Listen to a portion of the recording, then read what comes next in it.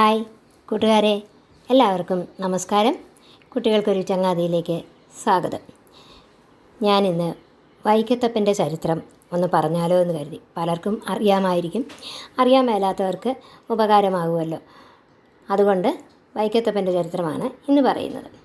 നിങ്ങൾക്ക് ഇഷ്ടപ്പെട്ടെങ്കിൽ ലൈക്ക് ചെയ്യണം, നിങ്ങളുടെ ഫ്രണ്ട്സിനോ ബന്ധുക്കൾക്കുമൊക്കെ ഷെയർ ചെയ്യണം. ആദ്യമായി കാണുന്നവർ ഒന്ന് സബ്സ്ക്രൈബ് ചെയ്ത് എനിക്ക് സപ്പോർട്ടാവണം. അപ്പം കേൾക്കാം. എല്ലാവരും റെഡിയല്ലേ? വൈക്കത്തപ്പൻ്റെ ചരിത്രം വളരെ വർണ്ണിക്കാനുണ്ട്. ഞാൻ ചുരുക്കിയാണ് പറയുന്നത്. വർണ്ണനാതീതമാണ് വൈക്കത്തപ്പൻ്റെ ചരിത്രങ്ങൾ, ഐതിഹ്യങ്ങളുമൊക്കെ. കോട്ടയം ജില്ലയിലെ വൈക്കം നഗരത്തിൻ്റെ ഹൃദയഭാഗത്ത് സ്ഥിതി ചെയ്യുന്ന പ്രസിദ്ധമായ ക്ഷേത്രമാണ് വൈക്കം മഹാദേവ ക്ഷേത്രം. 10 ഏക്കറിൽ കൂടുതൽ വരുന്ന സ്ഥലത്ത് കിഴക്കോട്ട് ദർശനമായിട്ടാണ് പ്രതിഷ്ഠ. പരശുരാമൻ പ്രതിഷ്ഠ നടത്തിയ 108 ശിവക്ഷേത്രങ്ങളിൽ ഒന്നാണിത്. പാർവതീ സമേതനായ പരമേശ്വരനാണ് ഇവിടെ വാണരുളുന്നത്. അന്നദാന പ്രഭുവുമാണ്. രാവിലെ ദക്ഷിണാമൂർത്തിയായും ഉച്ച കഴിഞ്ഞ് കിരാതമൂർത്തിയായും വൈകിട്ട് പാർവതീ സമേതനായ സാംബശിവനായും ആണ് വാഴുന്നത്. രാവിലെ തൊഴുതാൽ അറിവും, ഉച്ചയ്ക്ക് തൊഴുതാൽ വിജയവും, വൈകിട്ട് തൊഴുതാൽ സുഖജീവിതവും ലഭിക്കുമെന്ന് പഴമക്കാർ പറഞ്ഞു കേട്ടിട്ടുണ്ട്. മനോഹരമായ ചുവർ ചിത്രങ്ങളാൽ അലങ്കൃതമാണ് ശ്രീകോവിൽ. പടിഞ്ഞാറേ നട തുറക്കാറില്ല. അവിടെ പാർവതീ സാന്നിധ്യം ഉണ്ട് എന്ന് പറയുന്നു. ഇവിടെ വിളക്ക് തെളിയിച്ചു വയ്ക്കുക പതിവാണ്. പടിഞ്ഞാറേ ഭാഗത്താണ് വേമ്പനാട് കായൽ. പഞ്ചാക്ഷരി മന്ത്രത്തിൽ പറയുന്നത് പോലെ പടിയാറും കടന്ന് അവിടെ ചെല്ലുമ്പോൾ ശിവനെ കാണാം. ശ്രീകോവിലിന് 6 പടികളുണ്ട്.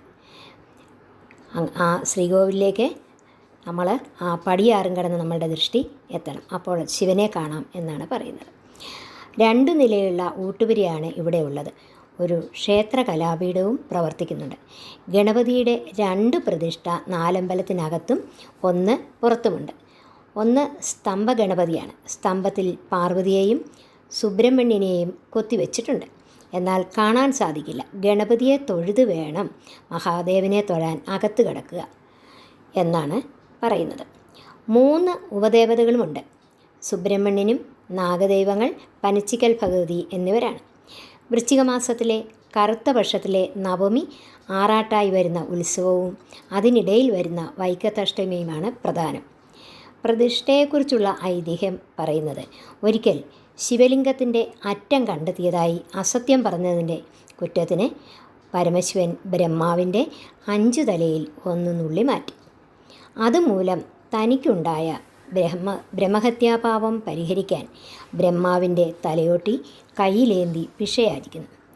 ഭിക്ഷയായി കിട്ടുന്നത് തലയോട്ടി നിറഞ്ഞാൽ അത് അപ്പോൾ തന്നെ ഭസ്മമാക്കി കളയും. അങ്ങനെ 12 വർഷം കഴിഞ്ഞ് ഭഗവാൻ ദേവിയോടൊപ്പം ഇന്ന് ക്ഷേത്രമിരിക്കുന്ന സ്ഥലത്തെത്തി. അപ്പോൾ തലയോട്ടി നിറഞ്ഞിരിക്കുകയായിരുന്നു. എന്നാൽ പതിവിന് വിപരീതമായി ഭഗവാൻ നിറഞ്ഞ തലയോട്ടി ഭസ്മമാക്കാതെ ദേവിയോട് ഇവിടെ വയ്ക്കാമെന്ന് പറഞ്ഞു. അങ്ങനെ വയ്ക്കാമെന്ന് പദപ്രയോഗത്തിൽ നിന്നാണ് വൈക്കമായി മാറിയത് എന്നും പറഞ്ഞു വരുന്നു. അങ്ങനെയും കേട്ടിട്ടുണ്ട്. ക്ഷേത്രപ്രതിഷ്ഠയെയും നിർമ്മാണത്തിനെയും പറഞ്ഞാൽ ഖരൻ എന്ന അസുരൻ മുത്തശ്ശനായ മാല്യവാനിൽ നിന്ന് ശൈവവിദ്യ ഗ്രഹിച്ച് ചിദംബരത്ത് പോയി ശിവനെ തപസ് ചെയ്തു. സംപ്രീതനായ ശിവൻ ഖരന് 3 വലിയ ശിവലിംഗങ്ങൾ നൽകി. ഖരൻ അതുമായി ആകാശമാർഗത്തിലൂടെ പോകുമ്പോൾ ശിവലിംഗത്തിൻ്റെ ഭാരം കാരണം അല്പനേരം വിശ്രമിക്കാനായി വൈക്കത്തെത്തി. തുടർന്ന് തൻ്റെ വലതു കൈയിലെ ശിവലിംഗം അവിടെ ഇറക്കി വെച്ച് വിശ്രമിക്കവേ ഒന്ന് മയങ്ങിപ്പോയി. മയക്കമുണർന്ന് ശിവലിംഗം എടുക്കാൻ ശ്രമിച്ചപ്പോൾ അതവിടെ നിന്നും അനങ്ങുന്നില്ല. ഉടനെ ഒരശരീരിയും കേട്ടു. തനിക്ക് ഇവിടെ വസിക്കാനാണ് ആഗ്രഹമെന്ന്. ഉടനെ ഖരൻ അവിടെ തപസ് ചെയ്യുന്ന വ്യാഘ്രപാദൻ എന്ന മഹർഷിയെ കാണുകയും അദ്ദേഹത്തെ ഏൽപ്പിച്ച് മുക്തിയടയുകയും ചെയ്തു. ഇടതുകൈയിലെ ശിവലിംഗം ഏറ്റുമാനൂർ മഹാദേവ ക്ഷേത്രത്തിലും കടിച്ചു പിടിച്ചിരുന്ന ശിവലിംഗം കടുത്തുരുത്തിയിലും പ്രതിഷ്ഠ നടത്തിയതായാണ് പറയപ്പെടുന്നത്. ഉച്ചപൂജയ്ക്ക് മുമ്പായി ഈ 3 ക്ഷേത്രങ്ങളിലും ഒരു ദിവസം തന്നെ ദർശനം നടത്തുന്നത് വളരെ ഉത്തമമാകുന്നു എന്നും പറയുന്നു. പിന്നീട് വ്യാഘ്രപാദൻ ശിവലിംഗം പൂജിച്ച് ദിവസങ്ങൾ കഴിച്ചുകൂട്ടി. വൃശ്ചിക മാസത്തിലെ അഷ്ടമി ദിനത്തിൽ 7:30 വെളുപ്പിന് മഹാദേവൻ പാർവതീ സമേതനായി ദർശനം നൽകി. ഈ ദിവസമാണ് വൈക്കത്ത് അഷ്ടമിയായി ഇന്നും ആചരിച്ചു വരുന്നത്. വൈക്കത്തഷ്ടമി നാളിൽ പാർവതീ പരമേശ്വരന്മാരെ ദർശനം നടത്തുന്നത് അവരുടെ അനുഗ്രഹത്തിനും സർവ്വ ഐശ്വര്യത്തിനും ഉത്തമമാണെന്നാണ് വിശ്വാസം. ഈ ശിവലിംഗത്തിൻ്റെ മാഹാത്മ്യം കേട്ടറിഞ്ഞ് പരശുരാമൻ തത്സമയം വൈക്കത്തെത്തി ശിവലിംഗം കണ്ടപാടെ സാഷ്ടാംഗം നമസ്കരിച്ചു. തുടർന്ന് ദേവശില്പിയായ വിശ്വകർമാവിനെ വിളിച്ചു വരുത്തി ക്ഷേത്രം പണികഴിപ്പിച്ചു, പ്രതിഷ്ഠ നടത്തി. ആ ക്ഷേത്രമാണ് വൈക്കം മഹാദേവ ക്ഷേത്രം. ഇവിടുത്തെ ശ്രീകോവിൽ വട്ടത്തിലുള്ളതാണ്. പല ക്ഷേത്രങ്ങളിലും ഇങ്ങനെ കാണുന്നുണ്ട്. എന്നാൽ വളരെ പഴക്കം ചെല്ല ഈ വൈക്കത്താണ് ആദ്യമായി വട്ടത്തിലുള്ള ശ്രീകോവിൽ ഉണ്ടായിരുന്നതെന്ന് പറയുന്നു. ഏറ്റവും ഉയർന്ന കൊടിമരമാണ്. കൊടിമരത്തിൻ്റെ മുകളിൽ നന്ദിയെയും പ്രതിഷ്ഠിച്ചിരിക്കുന്നു. ഒരിക്കലെങ്കിലും ഈ ക്ഷേത്രം ഒന്ന് കാണേണ്ടത് തന്നെയാണ്. ഈ ക്ഷേത്രത്തെക്കുറിച്ചുള്ള ഐതിഹ്യങ്ങൾ വർണ്ണനാതീതമാണ്. ഇതാണ് വൈക്കം ക്ഷേത്രത്തിനേക്കുള്ള ചുരുക്കിയുള്ള വിവരണം. വൈക്കം ക്ഷേത്രത്തിനെക്കുറിച്ച് പറഞ്ഞാലും തീരാത്തത്ര ചരിത്രങ്ങൾ ഉണ്ട്. അത്ര പുരാതനമായ ചരിത്രം ഉള്ള ഒരു ക്ഷേത്രമാണ് വൈക്കത്തെ മഹാദേവനെക്കുറിച്ചുള്ള കഥകൾ.